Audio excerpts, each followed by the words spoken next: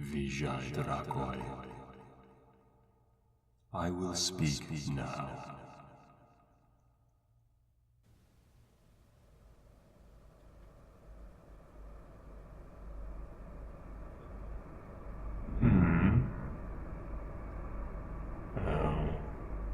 It's you. It shouldn't surprise me that you find yourself washed upon the shores of my domain once again. Ever since I first laid eyes on you, I couldn't shake that inexplicable feeling of desperation and worthlessness. You just have something about you that screams pushover.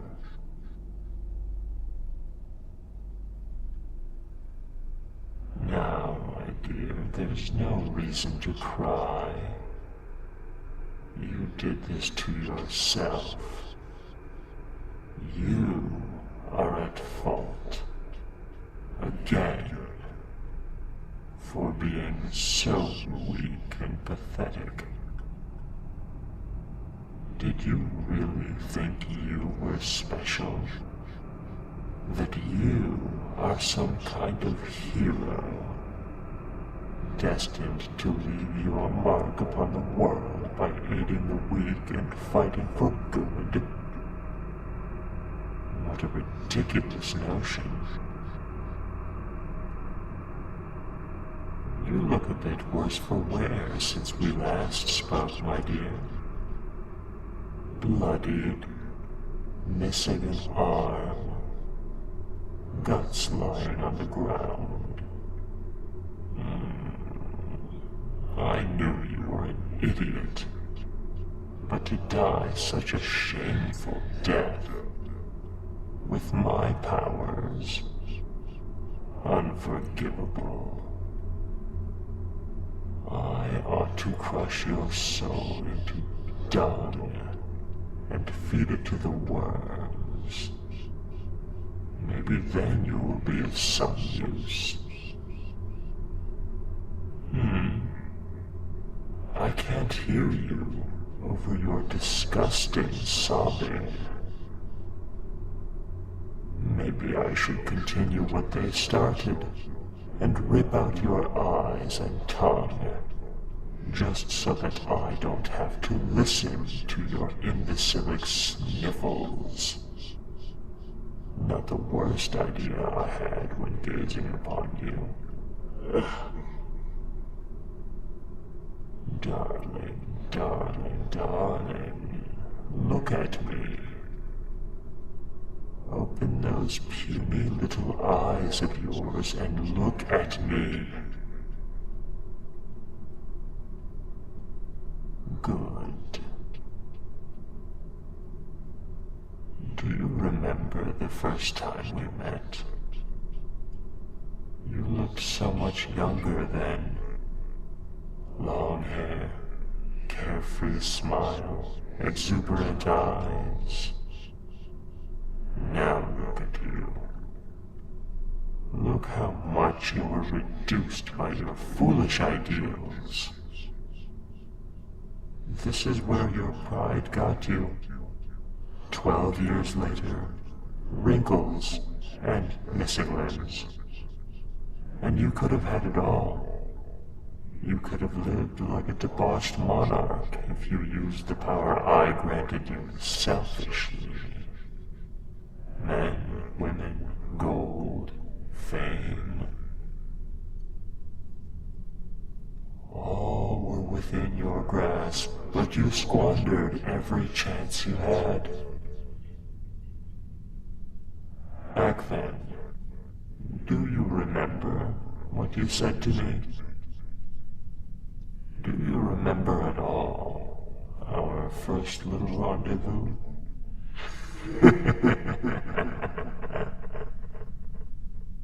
Of course you do. One does not simply forget the moment they sold their soul. 12 years ago, In a shaded grove, you were on your knees, crying. It was pure coincidence that I heard your whimpers at the edge of my domain. A lone, foolish human child, lost deep in a dark forest. Who knows what could have happened to you if I hadn't shown up? A pack of wolves might have torn you to shreds, or a poisonous thorn scraped your skin, resulting in a slow and painful death. That day I was feeling generous, much more than I am now. I sent forth my image through the realms and appeared before you as a spirit of the forest, kind, gentle, caring, an appropriate act for a confused and helpless child. I truly had no ill intentions. I just wanted to show you out. Do you remember what happened next? When I took your soft hand and tried to lead you out of the haunted forest? Oh, how could you not remember? The way you begged, screamed, and pleaded as hot tears ran down your cheeks. I still remember that look upon your face.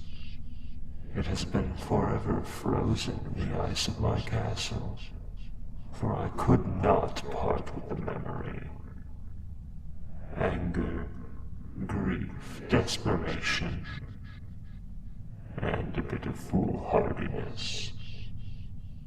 As soon as I intertwined the fingers of our hands, you fell to the cold, muddy ground and looked at me with those pathetically pitiful wells of despair.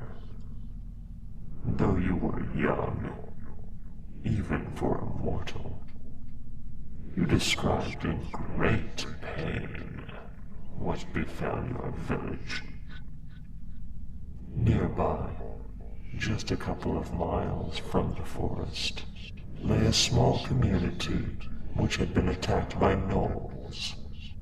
You described through pained breaths how your mother and your father were cut down, eaten in front of you and your siblings, while you hid. Then, once night came, you and your brothers ran until your legs could not carry you any further. That is when you stumbled across my little forest and got lost.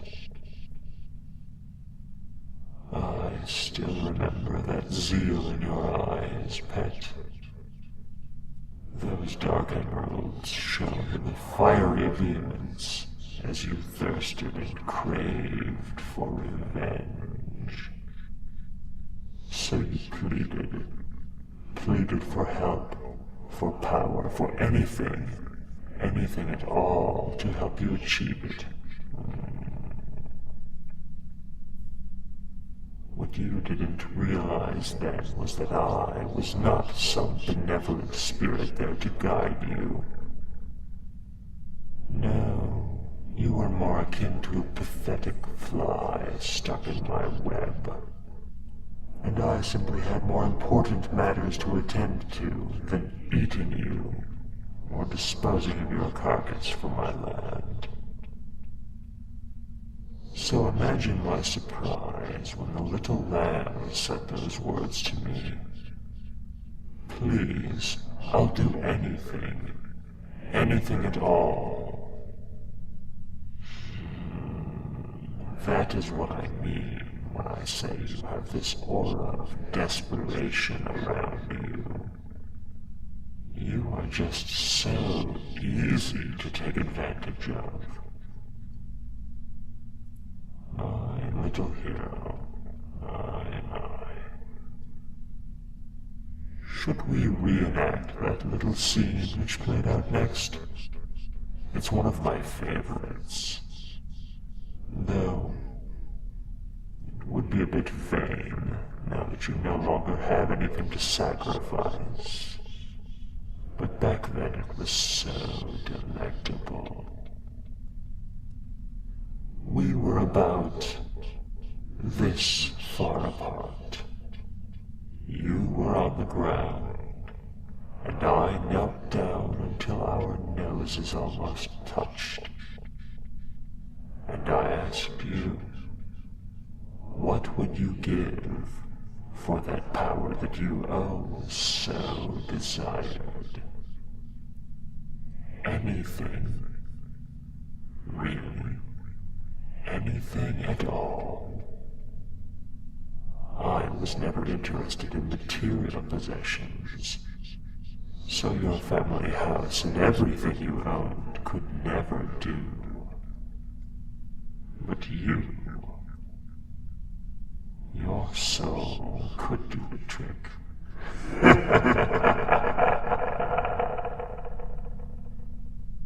No need to look so embarrassed now. Back then you sure weren't, in the slightest amount. With zero hesitation, zero thought, you said these words to me. Yes, if that's the only thing you want, you can have my soul 10 times over. I wonder, do you ever regret the pact we made? You would still be alive, maybe married with a family, but you would have always stayed a simple commoner, insignificant, shackled by normality. And now you are here, limbs torn off, your soul bound to me for eternity before you even reached the summer of your life.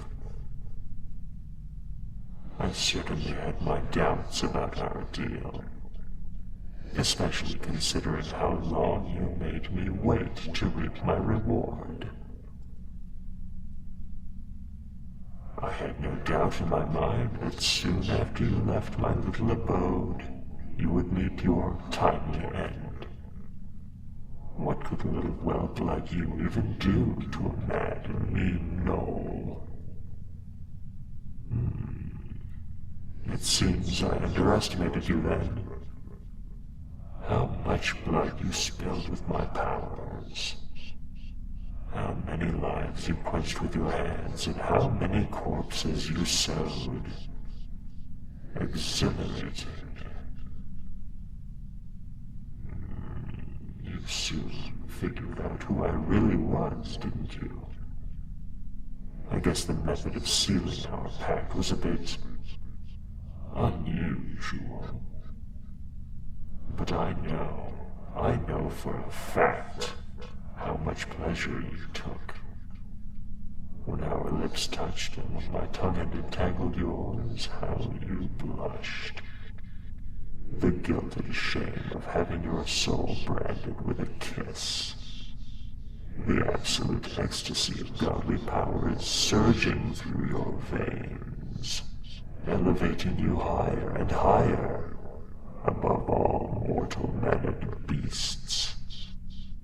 You relished it.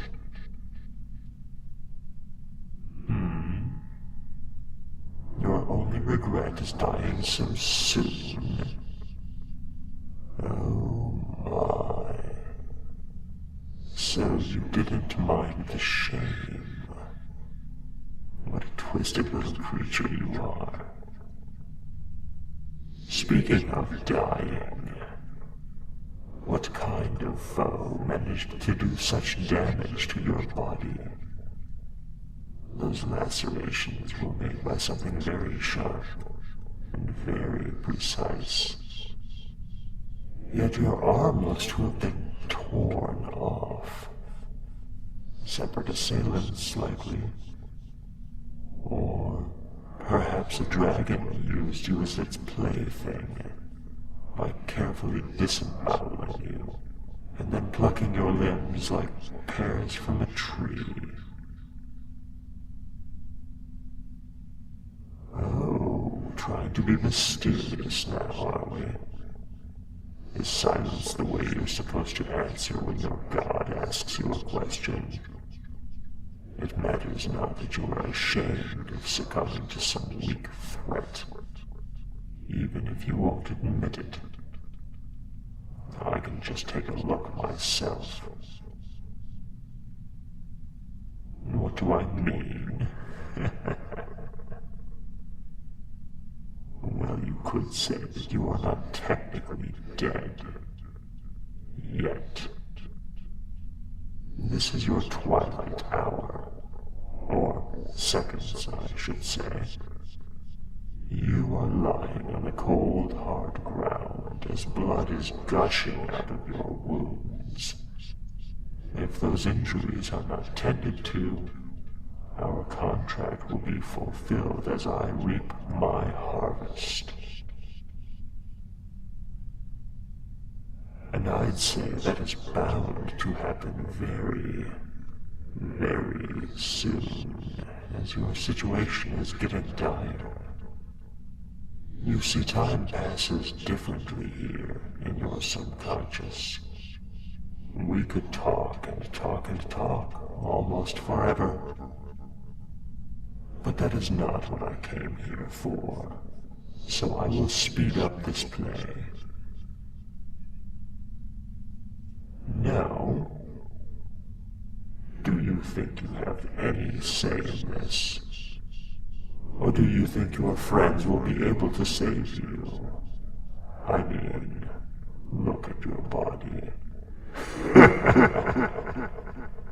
Or what remains of it. Even if your wounds are somehow stabilized, do you think you will win whatever battles you are fighting? Oh, please. It's just prolonging the inevitable by a few miserable minutes. I can see the cleric rushing toward your oozing corpse. Oh, it's not looking good for you, my hero.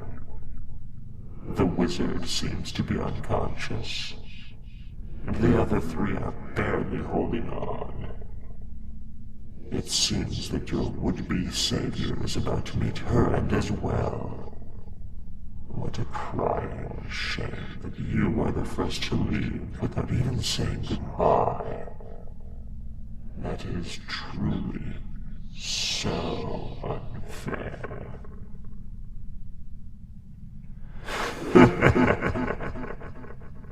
What do you mean?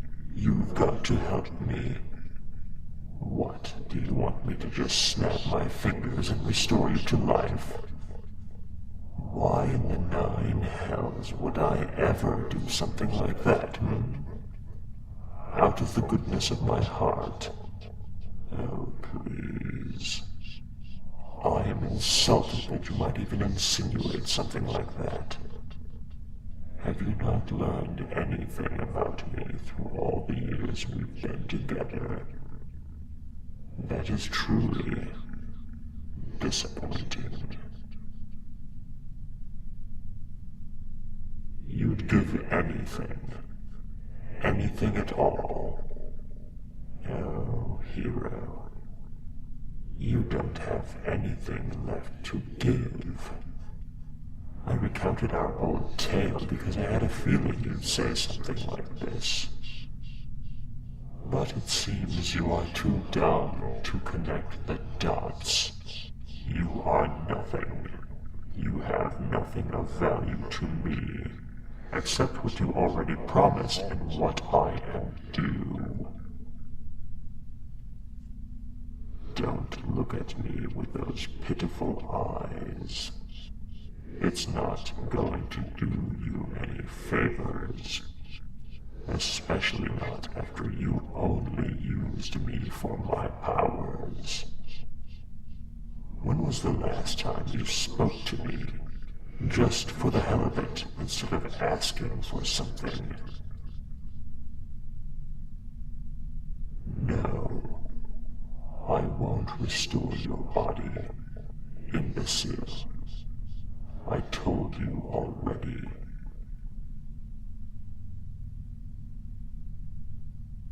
Are you out of your mind? A kiss. Do you think I take any enjoyment out of intermingling my divine presence with your filthy mortal lips? I should destroy you right now for the sheer audacity. But there is something you could do for me.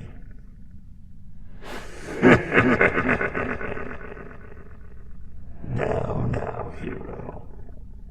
I might but suggest it, since I doubt you will be ready to pay such a high price.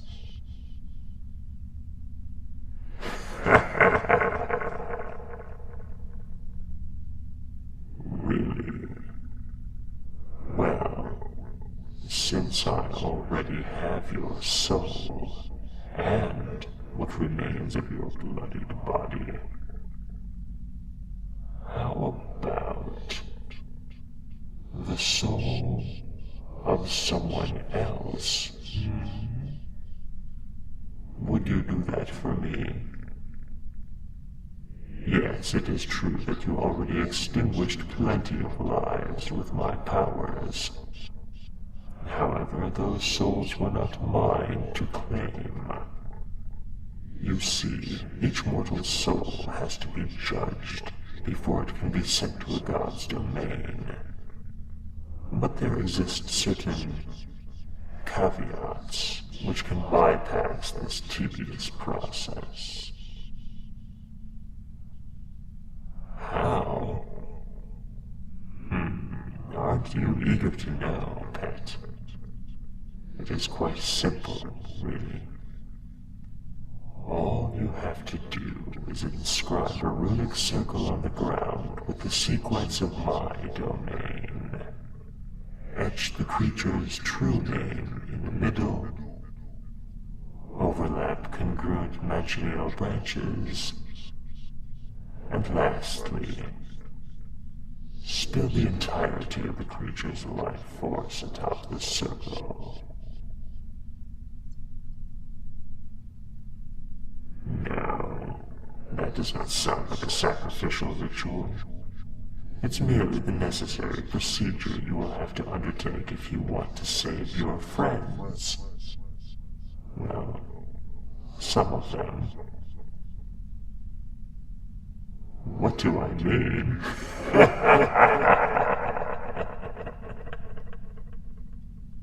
For the soul offering to work, you need to know their true name. Otherwise, they will just be sent to the fugue plane. What better way to fulfill this obligation than with one of the people you know so well? Think about it. After all these years together, you know practically everything about them. If you want to make another bargain, then I want you to sacrifice one of your party members first.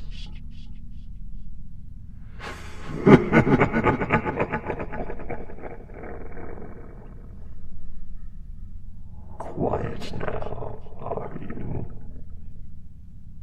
Didn't you say that you would do anything? Why are you shy now? If you do this for me, if you sacrifice one of your friends, in the next month, I will return you to life, right this moment. All your wounds will be mended and your strength just as it was at the start of the day. With one flick of the wrist, you would be able to turn the tide, save everyone, and live another day. And let me tell you, the situation is looking very dire indeed. You can choose one sacrifice each month for the rest of your pathetic life, starting with one of your friends, or an eternity as worm food. Are you having a hard time making a choice, hero? Is this truly a price too high for you to pay? After all those years that you spent saving innocents, what are a couple of lives taken in my name? Not all of them have to be people you know. Just the first one. Why? Because I just love that troubled and doubting expression on your pathetic face. You are actually considering it.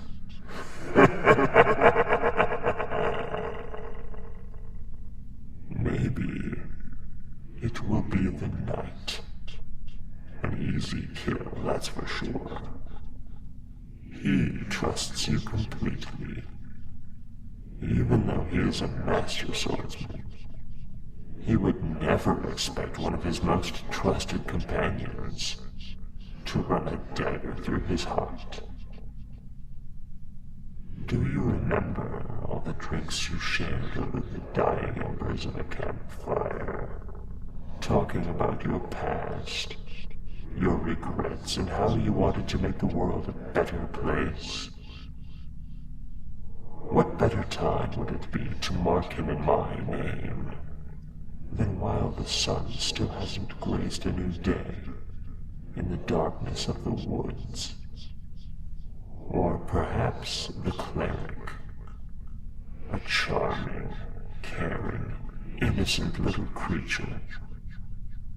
How dutifully she attends to your insecurities, listening with an open heart to every single one of your worries.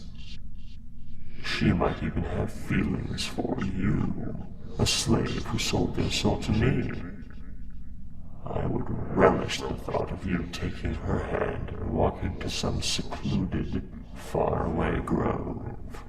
And as her mind dances and plays with whatever romantic fantasies she might have, you ram your hand into her chest and rip out her naked heart bare.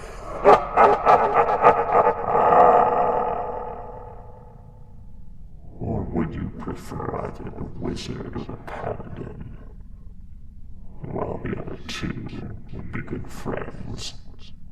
These never breached above being your acquaintances, did they? You trust them, yes. But do they trust you? You saw how their gaze follows your every move. How they keep an eye open during the night when it's your watch. They suspect you of being a monster, an agent of carnage and endless hunger.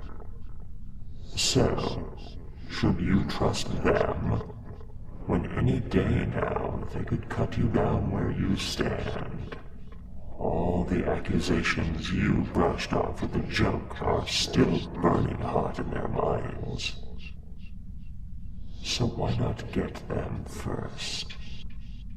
Get rid of them before they plunge your cold corpse back into my grasp. You don't need them anyway.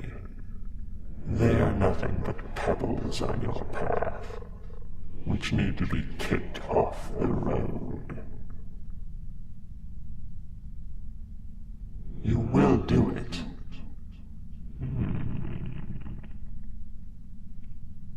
I expected you to struggle more, to try and reason and bargain and plead.